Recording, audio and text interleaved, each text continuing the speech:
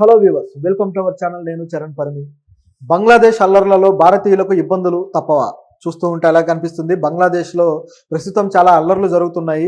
బంగ్లాదేశ్ యువత, యూనివర్సిటీ విద్యార్థులు అందరూ కూడా రోడ్ల మీదకి వచ్చి రచ్చరంబోలా చేస్తున్నారు. సో వీళ్ళు ఇలా చేయడం వల్ల భారతీయులకు, అక్కడ నివసిస్తున్న భారతీయులకు చాలా ఇబ్బందులు కలుగుతున్నాయట. సో ఎంబసీ వీళ్ళకు ఒక హెచ్చరికలు జారీ చేసింది, భారత ఎంబసీ. సో మరి దీని విషయంలో అసలు ఎందుకు గొడవలు జరుగుతున్నాయి, భారతీయులకు వచ్చే ఇక్కట్లేంటి, ఏం జరుగుతుందనేది చూద్దాం. సో బంగ్లాదేశ్లో గత కొద్ది రోజుల నుంచి కూడా ఒక వివాదం చెలరేగింది. అదేంటంటే ప్రభుత్వ ఉద్యోగాలకు సంబంధించిన వివాదం అన్నమాట. ప్రభుత్వ ఉద్యోగాల్లో సైనికుల పిల్లలకి వాళ్ళకి రిజర్వేషన్లు బంగ్లాదేశ్ ప్రభుత్వం కేటాయించింది. సో ఎంతో కాలంగా ఆ రిజర్వేషన్ అనుభవిస్తూ వస్తున్నారు సైనికుల కుటుంబము.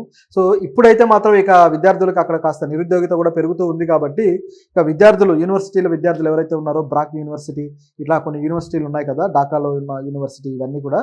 సో ఈ యూనివర్సిటీల విద్యార్థులు ఇట్లా రోడ్ల మీదకి వచ్చేసి ఈ రిజర్వేషన్లు ఏవైతే ఉన్నాయో, ఈ సైనికుల పిల్లలకి ఇచ్చే రిజర్వేషన్లు, వీటిని మీరు రద్దు చేయండి, వీటిని రద్దు చేసి అందరికీ సమానమైన అవకాశాలు ఇవ్వండి, ఇలా చేయడం కరెక్ట్ కాదు అని చెప్పేసి బంగ్లాదేశ్లో విద్యార్థులంతా రోడ్డెక్కారు.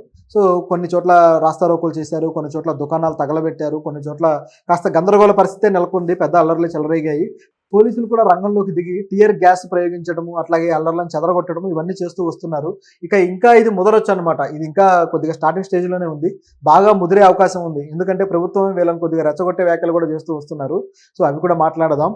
అయితే అసలు వీళ్ళు, ఈ నిరుద్యోగులు ఎవరైతే ఉన్నారో, విద్యార్థులు ఎవరైతే ఉన్నారో, వీళ్ళు బంగ్లాదేశ్లో ఆ రిజర్వేషన్లు ఏ కేటగిరీ నుంచి అసలు సైనికులు తీసుకున్నారు, ఎందుకు వ్యతిరేకిస్తున్నారు అనేది గమనిస్తే ఈ నిరుద్యోగులు గట్టిగా ప్రశ్నిస్తున్నారనమాట. ఏ రిజర్వేషన్లను వీళ్ళు ప్రశ్నిస్తున్నారంటే, బంగ్లాదేశ్ ఏర్పాటు చేయడం కోసం వచ్చిన యుద్ధం 1971లో ఈ యుద్ధం స్టార్ట్ అయింది పాకిస్తాన్ తోటి. అప్పుడు పాకిస్తాన్లో ఈ బంగ్లాదేశ్ భాగంగా ఉండేది. తూర్పు పాకిస్తాన్, పశ్చిమ పాకిస్తాన్గా వీటిని పిలిచేవాళ్ళు అనమాట. సో ఈ పాకిస్తాన్, పశ్చిమ పాకిస్తాన్ ఏదైతే ఉందో దీనికి ఇది బంగ్లాదేశ్ అనమాట. సో తూర్పు పాకిస్తాన్లో ఉండేది, అంటే ఇప్పుడున్న పాకిస్తాన్లో. బంగ్లాదేశ్ వచ్చేసి కింద వేరే ప్రాంతంలో ఉండేదన్నమాట. మన బే ఆఫ్ బెంగాల్ పక్కనే బంగ్లాదేశ్ ఉండేది.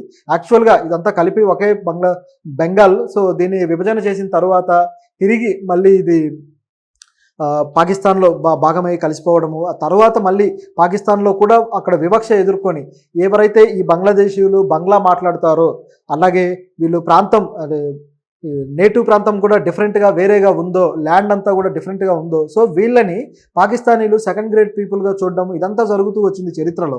సో దీనివల్ల బంగ్లాదేశీయులు కొంత అసంతృప్తి చెందారు. ఇక మాకు అవకాశాలు, సమాన అవకాశాలు దక్కవు అని భావించి వాళ్ళు పోరాటం చేయడం జరిగింది. అలా పోరాడి మొత్తానికి 1971లో పెద్ద యుద్ధంగా పరిణమించి, ఆ యుద్ధంలో ఎంతో పోరాటం చేశారు. అక్కడ బంగ్లా సైనికులు ఆ యుద్ధంలో ప్రాణాలు కోల్పోయిన వాళ్ళు అనేక మంది ఉన్నారు.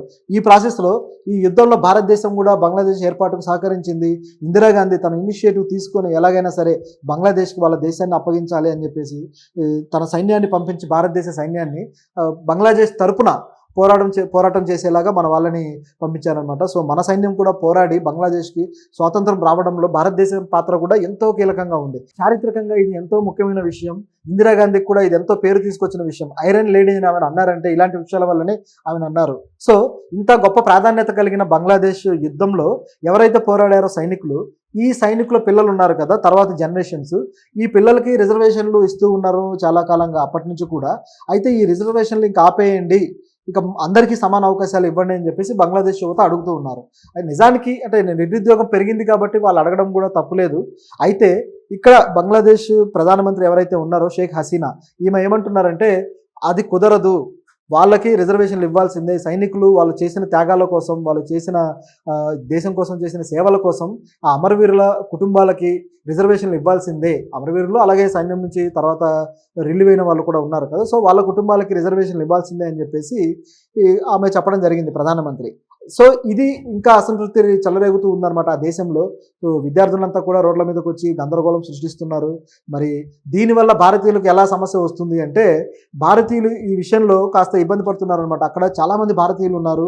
అంటే గతంలో భారతదేశంలో ఉన్న భాగము, దానివల్ల అక్కడ హిందువులు కూడా ఎక్కువగా ఉండేవాళ్ళు. అది బెంగాల్లో భాగమే కాబట్టి హిందువులు ఎంతోమంది ఉండేవాళ్ళు. ఈ హిందువుల మీద గతంలో కూడా బంగ్లాదేశీయులు, ఆ నేటివ్ పీపుల్ దాడులు చేయడం జరిగింది. సో ఆ దాడుల వల్ల హిందువులు కొంతమంది భయభ్రాంతులకు గురవ్వడము, కొంత అరాచకం జరగడం ఇదంతా మనం చూసాం గతంలో. సో ఇప్పుడు ఏంటంటే ఆ హిందువులతో పాటు మరి కొంతమంది ఇప్పుడు భారతీయులు ఇక్కడ నుంచి అక్కడికి వెళ్ళి నివసించే వాళ్ళు, ఉద్యోగాల కోసం వెళ్ళిన వాళ్ళు వీళ్ళంతా ఉన్నారనమాట. సో వాళ్ళ కోసము భారతదేశ ఎంబసీ ఒక హెచ్చరిక జారీ చేసింది, ఢాకాలో ఉన్న ఎంబసీ. సో వాళ్ళు ఏం చేశారంటే, ఢాకాలో ఉన్న ఎవరైతే భారతీయులు ఉన్నారో వీళ్ళంతా కూడా బయటికి రావద్దు, మీరు బయటకు వచ్చి ఏవైనా ప్రయాణాలు పెట్టుకోవద్దు, ఏవైనా కార్యక్రమాలు కూడా ఏమీ పెట్టుకోవద్దు, మీరు ఇళ్లల్లోనే ఉండండి. ఎందుకంటే ఈ అల్లర్లలో మీరు చిక్కుకుంటే మరింత డేంజర్గా పరిస్థితి పరిణమించే అవకాశం ఉంది అని చెప్పి చెప్పడం జరిగింది. ఎందుకంటే భారతదేశం నుంచి వెళ్ళిన వాళ్ళు ఉపాధి కోసం, ఉద్యోగాల కోసం వెళ్ళిన వాళ్ళు ఉన్నారు, అక్కడ ఉద్యోగాలు చేస్తున్నారు. వీళ్ళు ఇలా చేస్తున్న టైంలో ఇప్పుడు వాళ్ళ ఉద్యోగ అవకాశాలు కూడా, బంగ్లాదేశ్లో ఉద్యోగ అవకాశాలు కూడా భారతీయులు తీసుకున్నట్టు అయింది. అంటే కొంత వాళ్ళ ఉద్యోగ అవకాశాలు తగ్గడానికి భారతీయులు కూడా కొంత కారణమైనట్టు కనిపిస్తుంది. అయితే ఇంకా ఈ వివాదం భారతీయుల చుట్టుకోలేదు, వాళ్ళ వైపుకి రాలేదన్నమాట. అంటే మా ఉద్యోగ అవకాశాలు వీళ్ళు తీసుకుపోతున్నారు, మమ్మల్ని నిరుద్యోగులను చేస్తున్నారన్న వివాదం ఇంకా చెలరేగలేదు. కానీ భారతీయులు ఒకవేళ బయటకు వస్తే ఈ అల్లర్లలో చిక్కుకుంటే అది కూడా రాకపోదు. ఎందుకంటే అక్కడ ఆల్రెడీ భారతీయుల మీద కొంత వివక్ష జరుగుతూ ఉంది గతం నుంచి కూడా.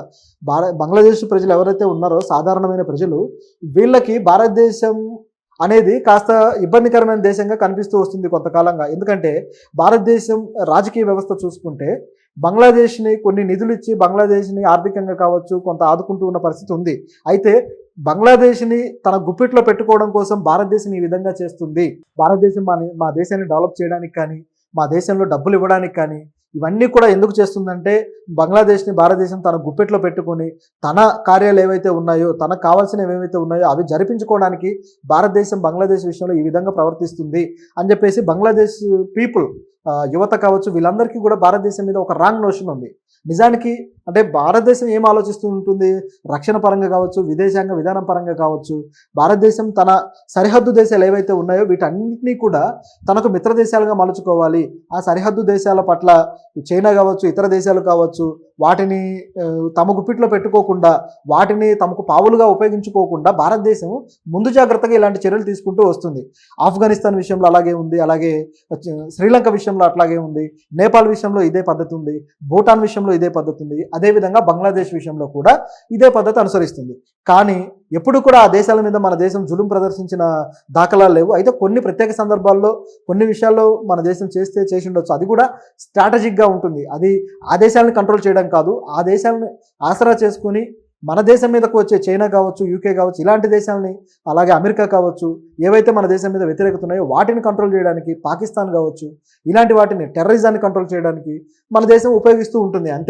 అంతే తప్పించి ఆ దేశాలకు ఏ నష్టం చేయదు, ఇంకా చెప్పాలంటే ఎంతో లాభం చేస్తుంది. అది ఆ దేశాలు అర్థం చేసుకోక కొన్నిసార్లు ఆ రాజకీయ పార్టీలు ఉన్నాయి కదా, ప్రతిపక్షాలు మన దేశం మీద బురద చల్లడం ద్వారా వాళ్ళకు ఓట్లు వస్తాయి. సో ఈ విధంగా రాజకీయం చేసి చివరికి భారతదేశాన్ని ఒక నెగిటివ్గా చూపించే కోణం కనిపిస్తూ ఉంది. మాల్దీవ్స్లో కూడా ఇలాగే చూసాం. ఎలక్షన్ క్యాంపెయిన్లో మాల్దీవ్స్ అధ్యక్షుడు ఇలాగే చేశాడు, మహమ్మద్ మొయిజు. అలాగే పాకిస్తాన్లో అయితే ఎప్పుడు ఈ రచ్చ జరుగుతూనే ఉంటుంది, ఇంకా అది పక్కన పెట్టేయచ్చు. అట్లాగే గత ఎలక్షన్లో శ్రీలంకలో కూడా ఇలాంటిదే చూసాం. శ్రీలంక ప్రైమ్ మినిస్టర్ భారతదేశం మా పరిపాలనలోకి ఇన్వాల్వ్ అవుతుందని చెప్పి మాట్లాడడం, ఏవైతే పవర్ ప్రాజెక్ట్స్ ఉన్నాయో వాటిలో మోడీ చెప్తేనే మేము కొన్ని కంపెనీలకు ఇస్తున్నామని చెప్పడం చూసాం.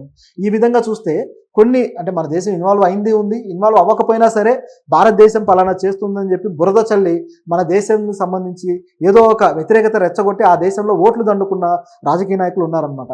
ఇప్పుడు ఇలాంటి పరిస్థితి ఆ దేశంలో ఉంది కాబట్టి బంగ్లాదేశ్లో కూడా. సో నిజానికి షేక్ హసీనా ఎప్పుడు భారతదేశానికి అనుకూలంగానే ఉండే వ్యక్తి.